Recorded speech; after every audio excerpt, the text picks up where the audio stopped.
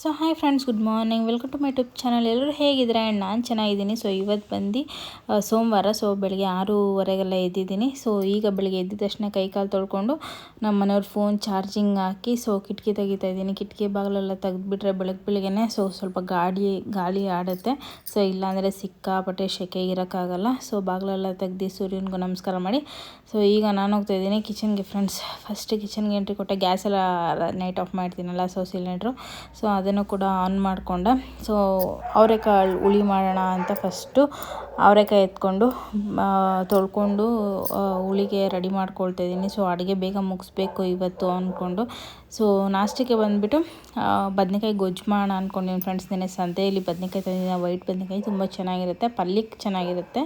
So ನಂಗೆ ಪಲ್ಯ ಚಪಾತಿನೇ ಇಷ್ಟ. ಸೊ ಈಗ ನಮ್ಮ ಮನೆಯವ್ರಿಗೆ ರೈಸ್ ಜೊತೆಗೆ ಗೊಜ್ಜು ಮಾಡೋಣ ಅಂದ್ಕೊಂಡಿದ್ದೀನಿ. ಸೊ ಅವ್ರಿಗೆ ಬಾಕ್ಸಿಗೆ ಬಂದುಬಿಟ್ಟು ಅವರೆಕಾಳು ಹುಳಿ, ಸೊ ಅದನ್ನು ಕೂಡ ಕುಕ್ಕರಲ್ಲೆಲ್ಲ ಇಟ್ಬಿಟ್ಟು ಈಗ ಹೊರಗಡೆನೂ ಹಾಗೆ ಕ್ಲೀನ್ ಮಾಡ್ಕೊಳ್ಳೋಣ ಅಂತ ಬಂದಿದ್ದೀನಿ. ಈಗ ಹೊರಗಡೆ ಎಲ್ಲ ಕಸ ಎಲ್ಲ ಗುಡಿಸ್ಕೊಂಡು ಹಾಗೆ ನೀರು ಹಾಕ್ಕೊಳ್ತಿದ್ದೀನಿ.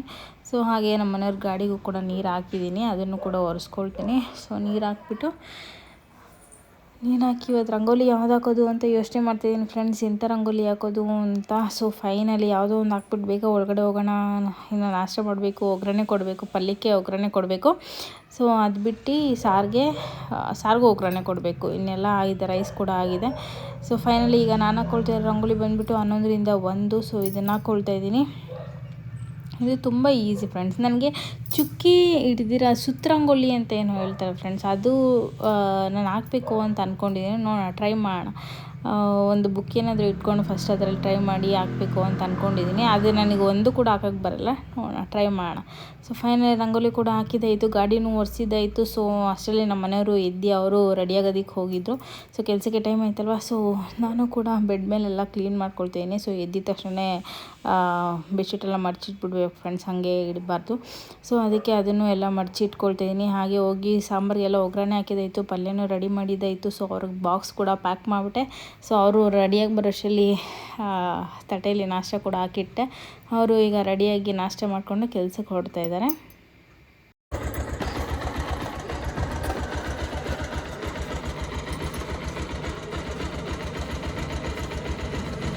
ಬಾಯ್ ಬಾಯ್.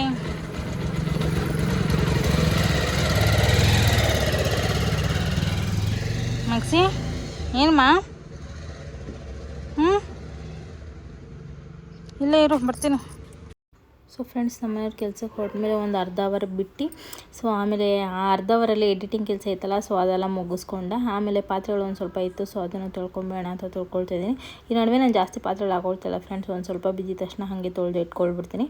ಸೊ ಫೈನಲಿ ಪಾತ್ರೆನೂ ತೊಳೆದಿದ್ದಾಯಿತು, ಹಾಗೆ ಸಿಂಕೆಲ್ಲ ತೊಳ್ಕೊಳ್ತಾ ಇದ್ದೀನಿ. ಸೊ ಇವತ್ತು ಬಂದು ಸೋಮವಾರ ಆಗಿರೋದ್ರಿಂದ ಪೂಜೆ ಮಾಡ್ಕೊಳ್ಳೋಣ ಅಂತ. ಸೊ ನಾನು ಬೆಳಗ್ಗೆನೇ ಪೂಜೆ ಮಾಡ್ಕೊಳ್ತಿಲ್ಲ ಫ್ರೆಂಡ್ಸ್, ಯಾಕಂದರೆ ನಮ್ಮ ಮನೇಲಿ ವಿಪರೀತ ಸೆಕೆ ಆಗಿರೋದ್ರಿಂದ ಬೆಳಗ್ಗೆನೇ ನಾನೆಲ್ಲ ಫ್ರೆಶಪ್ ಆಗಿ ಪೂಜೆ ಎಲ್ಲ ಮಾಡಿದೆ ಅಂದರೆ ಸಾಯಂಕಾಲದಷ್ಟರಲ್ಲಿ ಮತ್ತೆ ಸ್ನಾನ ಮಾಡಬೇಕಾಗುತ್ತೆ. ಯಾಕಂದರೆ ಸೆಕೆಗೆ ಮತ್ತೆ ಮೈಯೆಲ್ಲ ಉರಿ ಬಂದಂಗೆ ಆಗುತ್ತೆ. ಸೊ ಅದಕ್ಕೋಸ್ಕರ ಸಂಜೆನೇ ನೀಟಾಗೆ ಫ್ರೆಶಪ್ ಆಗಿ ಪೂಜೆ ಎಲ್ಲ ಮುಗಿಸ್ಕೊಳ್ಳೋಣ ಅಂತ ಅಂದ್ಕೊಂಡು ಸೊ ಅದಕ್ಕೋಸ್ಕರ ಸೊ ಸಂಜೆನೇ ಪೂಜೆ ಮಾಡ್ಕೊಳ್ತೀನಿ. ಸೊ ಈಗ ಸಿಂಕೆಲ್ಲ ತೊಳೆದಿದ್ದಾಯಿತು, ಹಾಗೆ ಮನೆ ಕಸನೂ ಗುಡಿಸ್ಕೊಳ್ತಾ ಇದ್ದೀನಿ. ಮನೆಯೆಲ್ಲ ಕಸ ಗುಡಿಸ್ಕೊಂಡು ಹಾಗೆ ಒರೆಸ್ಕೊಂಬೇಡ ಅಂದ್ಕೊಂಡು ಈಗ ಟೈಮ್ ಬಂದು ಆಲ್ರೆಡಿ 10 ಕಾಲಾಗಿದೆ. ಸೊ ಹಾಗಾಗಿ ಈಗಲೇ ಎಲ್ಲ ಕ್ಲೀನ್ ಮಾಡ್ಕೊಳ್ತಾ ಇದ್ದೀನಿ. ಸೋಮವಾರ ಅಲ್ವಾ, ದೀಪ ಹಚ್ಕೊಳ್ಬೇಕು ಅಂತ ದೇವ್ರ ಮನೆ ಕ್ಲೀನ್ ಮಾಡ್ಕೊಳ್ಬೇಕು. ಸೊ ಮಧ್ಯಾಹ್ನ ಮೇಲೆ ದೇವ್ರ ಮನೆ ಕ್ಲೀನ್ ಮಾಡ್ಕೋಣ ಅಂದ್ಕೊಂಡು ಸೊ ಫೈನಲಿ ಕಸ ಕೂಡ ಗುಡಿಸ್ಕೊಂಡೆ. ನಮ್ಮ ಮನೆ ಪುಟ್ಟ ಮನೆ ಆಗಿರೋದ್ರಿಂದ ಕಸ ಗುಡಿಸಿ ಒರೆಸೋಷ್ಟರಲ್ಲಿ ನನಗೇನು ಜಾಸ್ತಿ ಟೈಮ್ ತೊಗೊಳ್ಳೋಲ್ಲ ಫ್ರೆಂಡ್ಸ್. ಹಾರ್ಡ್ಲಿ ಅಂದ್ರೂ ಒಂದು 20 to 15 ಮಿನಿಟ್ಸ್ ತೊಗೊಳುತ್ತೆ ಅಷ್ಟೇ, 15 to 20 ಮಿನಿಟ್ಸು. ಸೊ ಅದರಲ್ಲಿ ಆರಾಮಾಗಿ ಗುಡಿಸ್ಕೊಂಡು ಒರೆಸ್ಕೊಳ್ಬೋದು. ಸೊ ಕಸ ಗುಡಿಸಿದಾದ್ಮೇಲೆ ಮಾಪ್ ಕೂಡ ಹಾಕ್ಕೊಳ್ತಾ ಇದ್ದೀನಿ. ಸೊ ಎರಡೂ ಸೇರಿ ನನಗೆ 15 ನಿಮಿಷ ಆಗುತ್ತೆ, ಜಾಸ್ತಿ ಟೈಮ್ ತೊಗೊಳ್ಳೋದಿಲ್ಲ. ಇದೆಲ್ಲ ಮಾಡಿದಾದ್ಮೇಲೆ ಒಂದು ಸ್ವಲ್ಪ ಹೊತ್ತು ಬಿಟ್ಟು ಗ್ರೇಪ್ಸ್ ತಿನ್ಕೊಂಡೆ. ಗ್ರೇಪ್ಸ್ ಇತ್ತಲ್ಲ ನನಗಿಷ್ಟ ಅಂತ ನಮ್ಮ ಮನೆಯವರು ತರಿಸಿ ಇಡ್ತಾನೆ ಇದ್ದಾರೆ. ಸೊ ನಾನು ಉಪ್ಪು ಖಾರ ಹಾಕ್ಕೊಂಡು ತಿಂತಾನೆ ಇದ್ದೀನಿ. ಸೊ ರೆಸ್ಟ್ ಮಾಡಿ ಮಧ್ಯಾಹ್ನ ಹಂಗೆ ಸಿಗ್ತೀನಿ ಫ್ರೆಂಡ್ಸ್ ಒಂದು ಸ್ವಲ್ಪ ಹೊತ್ತು. ಫ್ರೆಂಡ್ಸ್, ಈಗ ಟೈಮ್ ಬಂದು 5 ಗಂಟೆ ಆಗಿದೆ. ಸೊ ಈಗ ರೆಡಿಯಾಗಿ ಹೊರಗಡೆ ಕೂತಿದ್ದೀನಿ. ದೇವ್ರ ಮನೆ ಕೂಡ ಎಲ್ಲ ರೆಡಿಯಾಗಿದೆ. ಸೊ 6 ಗಂಟೆ ಆಗಿದ ತಕ್ಷಣ ಪೂಜೆ ಮಾಡಬೇಕು. ಒಳಗಡೆ ಇರೋಕ್ಕಾಗ್ತಾಯಿಲ್ಲ ಸೆಕೆ, ಅದಕ್ಕೆ ಹೊರಗಡೆ ಬಂದು ಕೂತ್ಕೊಂಡೆ. ಸೊ ಹಾಗೆ ತಲೆ ಕೂಡ ಆರುತ್ತೆ ಅಂತ. ಬಿಸಿಲು ಅಷ್ಟೊಂದೇನು ಇಲ್ಲವೇ ಇಲ್ಲ ಫ್ರೆಂಡ್ಸ್, ಆದರೆ ಸಿಕ್ಕಾಪಟ್ಟೆ ಸೆಕೆ. ಸೊ ನೋಡ್ಬೇಕು ಏನು ಮಾಡೋದು ಅಂತ. ಬೇಗ ಪೂಜೆ ಮುಗಿಸ್ಬಿಟ್ಟು ಆಮೇಲೆ ಅಡುಗೆ ಮಾಡಬೇಕು. ನುಗ್ಗೆಕಾಯಿ ಸಾರು ಮಾಡೋಣ ಅಂದ್ಕೊಂಡಿದ್ದೀನಿ. ಸೊ ಬನ್ನಿ ಬೇಗ ಹೋಗಿ ಪೂಜೆ ಮುಗಿಸ್ಬಿಟ್ಟು ಆಮೇಲೆ ಅಡುಗೆ ಸ್ಟಾರ್ಟ್ ಮಾಡೋಣ.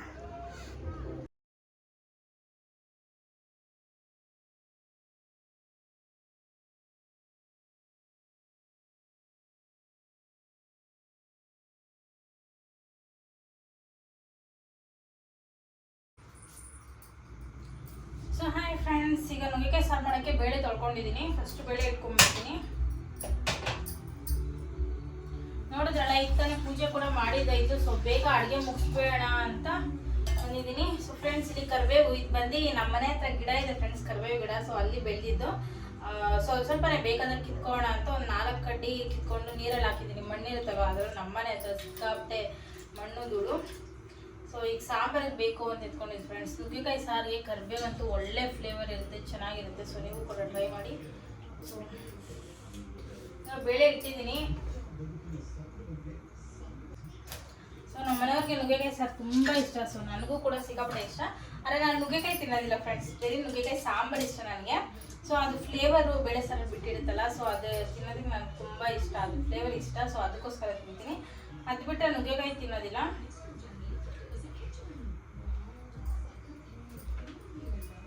ಚೆನ್ನಾಗಿದೆ ಅಂತ ನೋಡ್ತಾ ಇದ್ದೀನಿ ಫ್ರೆಂಡ್ಸ್.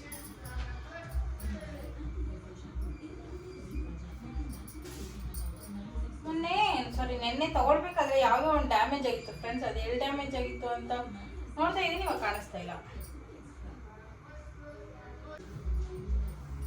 ಡ್ಯಾಮೇಜ್ ಆಗಿರೋದೇ ಮಾಯ ಆಗ್ಬಿಟ್ಟಿದೆ ಫ್ರೆಂಡ್ಸ್. ನೆನ್ನೆ ಡ್ಯಾಮೇಜ್ ಆಗಿತ್ತು, ಬಟ್ ಇವಾಗ ಎಲ್ಲೂ ಡ್ಯಾಮೇಜೇ ಕಾಣಿಸ್ತಾ ಇಲ್ಲ.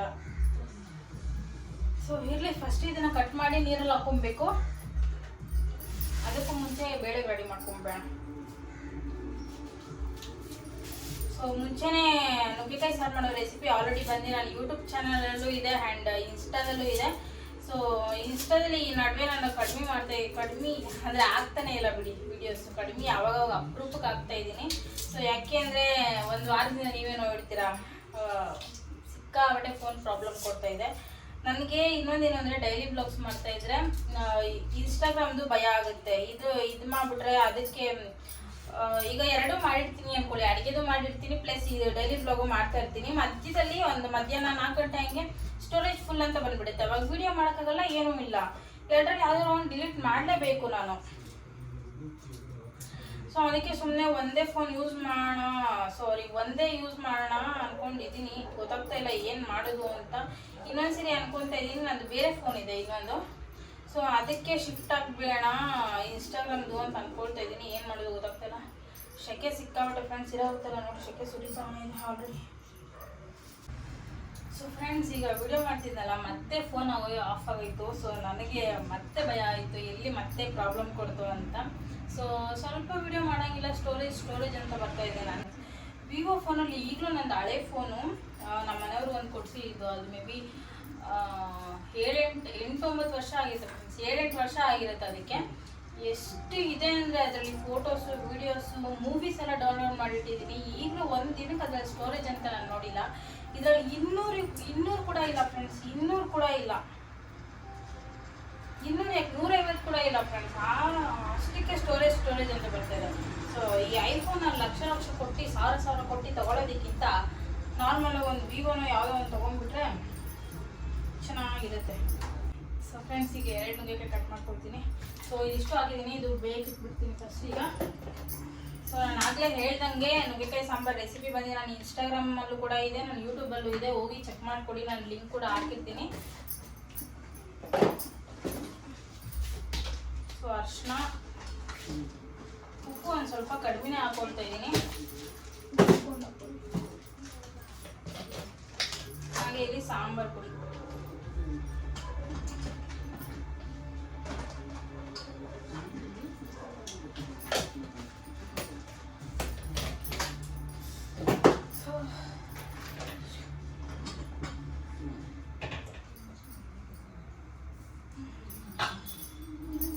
ಏನು ಬೇಕ್ರಿ? ಸೊ ಆಮೇಲೆ ಒಂದು 2 ಕರಿಬೇವು ಹಾಕೊಳ್ತೀನಿ, ಒಂದು ಅರ್ಧ ಕರಿಬೇವು ಇಷ್ಟು ಹಾಕಿ